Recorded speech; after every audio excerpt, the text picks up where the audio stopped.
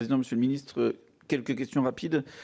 Avez-vous les moyens dans votre budget pour mettre en œuvre l'ensemble des exigences des évaluations Schengen, en particulier celle de 2016, et les plans d'action qui en ont suivi? Les choses sont en cours de mise en œuvre, mais il y a encore pas mal de travail, et la question est de savoir si le budget vous donne les moyens de répondre à ce plan d'action. La deuxième question, c'est sur la question des visas, qui est mise en œuvre par le ministère des Affaires étrangères, mais qui est totalement liée finalement à notre politique migratoire. Ce ministère est complètement sous tension budgétaire. Comment peut-on envisager d'étudier sérieusement des demandes de visa sous la tension budgétaire actuelle du ministère des Affaires étrangères, avec des questions de plus en plus importantes en termes de surveillance et de pertinence des demandes de visa, mais aussi pour le faire de manière rapide et juste? Troisième question, l'ensemble du gouvernement est favorable à la dématérialisation du maximum de démarches administratives. Pourquoi est-ce que, et quand est-ce que ça sera engagé de manière aussi résolue pour les étrangers en situation régulière? Et enfin, je voudrais attirer votre attention sur la situation des centres de rétention qui méritent une attention particulière, car au cours des derniers 18 mois, ils ont été sous très forte tension, avec des personnels qui ont dû souvent être mobilisés pour transporter des personnes qui ont été interpellées d'un endroit à l'autre de la France, qui doivent accompagner les éloignements.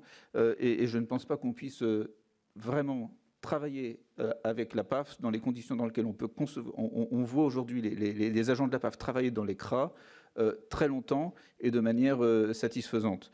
Et j'attire votre attention sur le fait que la rétention n'est pas le seul moyen pour éloigner, qu'on a des exemples en Allemagne qui ne recourent pas systématiquement à la rétention pour pouvoir éloigner, et qui a des meilleurs taux d'éloignement. Et je voulais attirer votre attention sur ce point. Merci. Merci, chers collègues. Monsieur le ministre, pour cet ensemble de questions. Alors, j'espère ne pas en avoir loupé.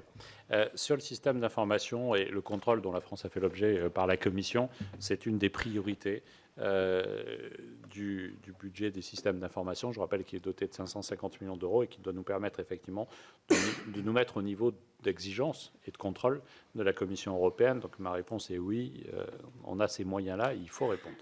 Deuxième élément, sur la question des visas, vous avez évoqué ce qui est un projet en fait de dématérialisation appelé France Visa avec le Quai d'Orsay. Je pense que ça va dans le bon sens, c'est une plus grande efficacité, c'est un travail moins contraignant pour nos agents, et donc il nous faut, je suis évidemment favorable, il nous faut poursuivre ce travail dans ce sens-là. Vous avez évoqué les conditions de travail de la PAF, elles sont difficiles.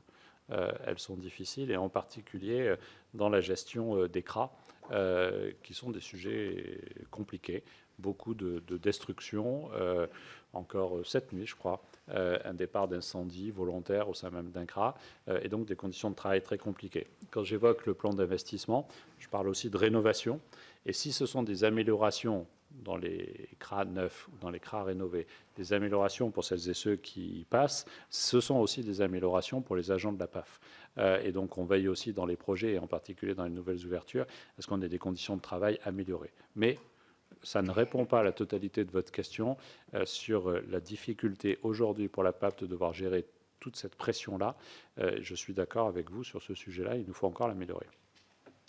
Merci, monsieur le ministre. Monsieur Alain Marc.